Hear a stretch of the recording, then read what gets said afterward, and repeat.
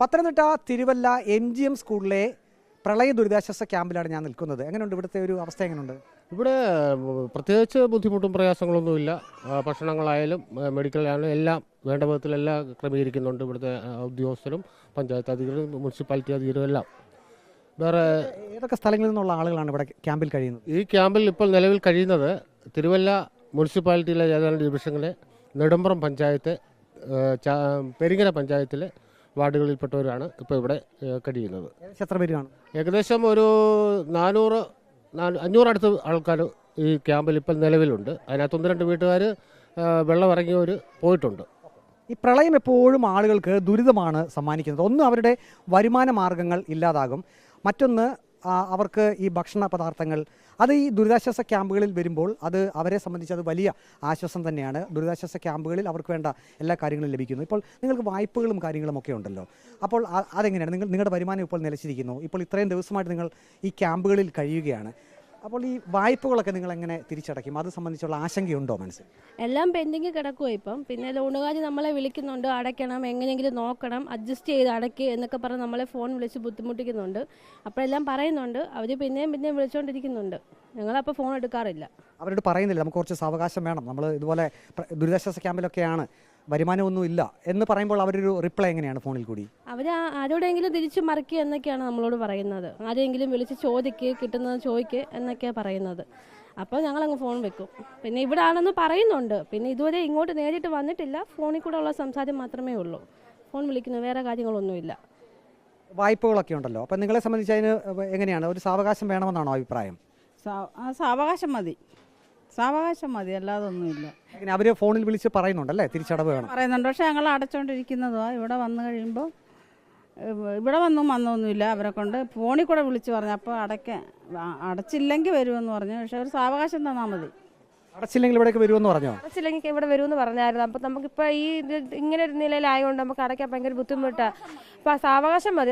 ഞങ്ങൾ അടയ്ക്കാമെന്ന് പറഞ്ഞു. ഇപ്പോൾ 2 ഡേറ്റ് തെറ്റിയാൽ ഇപ്പോൾ ഒരു ദിവസം നമ്മൾ കറക്റ്റ് ഡേറ്റ് അടയ്ക്കാൻ പറ്റിയിട്ടില്ല. അപ്പോൾ നമുക്ക് ഈ ഒരു അവസ്ഥയാണ് അടയ്ക്കാൻ ഒരു കുഴപ്പമേ ഉള്ളൂ. അത് ഈ സ്വകാര്യ ധനകാര്യ സ്ഥാപനങ്ങളാണല്ലേ? എല്ലാം ഇത് തന്നെ.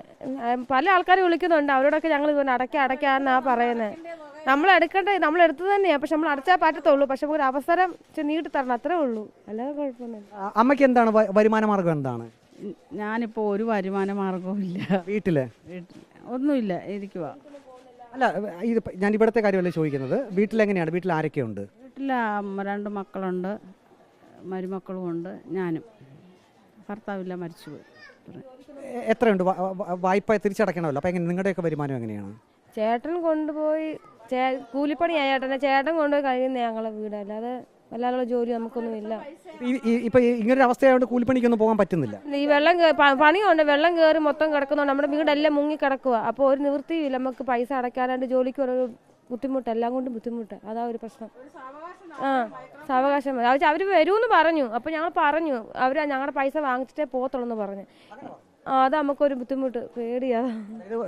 നിങ്ങൾ ആദ്യം ഫോണിൽ വിളിച്ച് പറഞ്ഞു പൈസ കൊടുത്തില്ലെങ്കിൽ ക്യാമ്പിലേക്ക് വരും, ഞങ്ങൾ വാങ്ങിച്ചിട്ടേ പോകുമെന്ന് പറഞ്ഞു. അങ്ങനെ പറഞ്ഞു? അവർ ഭീഷണിപ്പെടുത്തുകയാണ്? അത് അങ്ങനെയല്ല, ഭീഷണിപ്പെടുത്തുകയല്ല, കാര്യം അവർ പറഞ്ഞു. അപ്പോൾ നമ്മൾ പറഞ്ഞു ഇച്ചിരി സമയം നമുക്ക് നീട്ടി വേണം, അടയ്ക്കാമെന്ന് പറഞ്ഞു. അപ്പോൾ ഒരാളല്ല, എല്ലാവരും വിളിക്കും. നമ്മളെപ്പോലെ ഒത്തിരി ആൾക്കാരില്ലേ ജനങ്ങൾ, അവർക്ക് ഇതൊരു ഇതാ. എങ്ങനെയാണ് അവർ ഫോണിൽ വിളിച്ച് പറയുന്നുണ്ട് വായ്പ അടയ്ക്കണമെന്ന് പറയുന്നുണ്ട്. എത്രയും അടച്ചാലേ പറ്റത്തുള്ളൂ. അല്ലേലേ പിന്നെ ഞങ്ങൾ ഇതുപോലെ ഇവിടെ വരും, വന്ന് വാങ്ങിക്കുമെന്ന് പറഞ്ഞു. അവർക്ക് ഒന്നും അറിയണ്ട, വെള്ളം പൊങ്ങിയതൊന്നും അവർക്ക് അറിയേണ്ട കാര്യമൊന്നും അവർക്കറിയണ്ട. എത്രയും വേഗത്തിൽ നിങ്ങൾ പൈസ എടുത്ത് അടയ്ക്കണമെന്ന് അവർ പറയുന്നു. അമ്മ എവിടെ നിന്നാണ് പൈസ എടുത്തിരിക്കുന്നത്? ഞങ്ങൾ ഇത് മൈക്രോ 2-3 ഉണ്ട്. മൈക്രോ ഫിനാൻസ് ഉണ്ട്. അത് സ്വകാര്യ സ്ഥാപനങ്ങളല്ലേ? ആന്നു. ഞങ്ങൾക്ക് നിവൃത്തിയില്ല. എനിക്കാണെങ്കിൽ പണിക്കൊന്നും പോകാൻ വയ്യാതിരിക്കുന്നു ഞാൻ.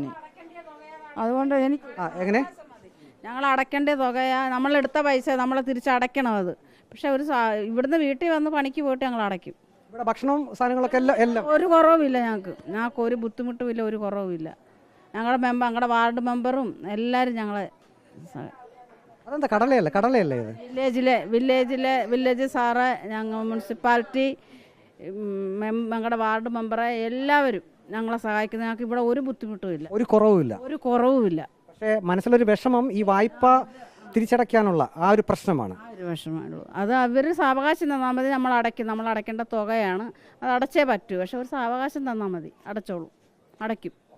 തിരുവല്ല MGM സ്കൂളിലെ ക്യാമ്പിൽ അവർക്ക് ഭക്ഷണം, മറ്റടിസ്ഥാന സൗകര്യങ്ങൾ എല്ലാം ഉണ്ട്. പക്ഷേ അവരുടെ ഈ പ്രളയ ദുരിതബാധിതരെ മനസ്സിനെ വിഷമിപ്പിക്കുന്ന ആ ഒരു പ്രശ്നം എന്നുള്ളത്, അവർക്ക് വായ്പ എടുത്തിട്ടുണ്ട്, സ്വകാര്യ ധനകാര്യ സ്ഥാപനങ്ങളിൽ നിന്ന് വായ്പ എടുത്തിട്ടുണ്ട്. ആ വായ്പ തിരിച്ചടവ് അടയ്ക്കണം, അല്ലെങ്കിൽ അത് എത്രയും പെട്ടെന്ന് അടയ്ക്കണമെന്ന് പറഞ്ഞുകൊണ്ട് ഫോണിൽ വിളിച്ച് അവരെ നിർബന്ധിക്കുന്നുണ്ട്. അടച്ചില്ലെങ്കിൽ ക്യാമ്പിലേക്ക് നേരിട്ട് വരും എന്നൊക്കെ ആണ് അവർ പറയുന്നത്. അപ്പോൾ തങ്ങൾക്കൊരു സാവകാശം വേണം, തങ്ങൾ അടയ്ക്കേണ്ട തുക തന്നെയാണ്. ഇപ്പോൾ തങ്ങൾ ഒരു കഷ്ടാവസ്ഥയിലാണ്. അത് മാറുമ്പോൾ തങ്ങൾ ഏതായാലും ആ വായ്പാ തുക, അതിൻ്റെ ഗഡു തിരിച്ചടയ്ക്കും എന്നാണ് ഇപ്പോൾ ഈ ആളുകൾ, ഈ MGM സ്കൂളിൽ ദുരിതാശ്വാസ ക്യാമ്പിൽ കഴിയുന്ന ആളുകൾ പറയുന്നത്. വീഡിയോ ജേർണലിസ്റ്റ് അജി കുടുംബനൊപ്പം reporter Praveen Purushothaman, in reporter, Pathanamthitta.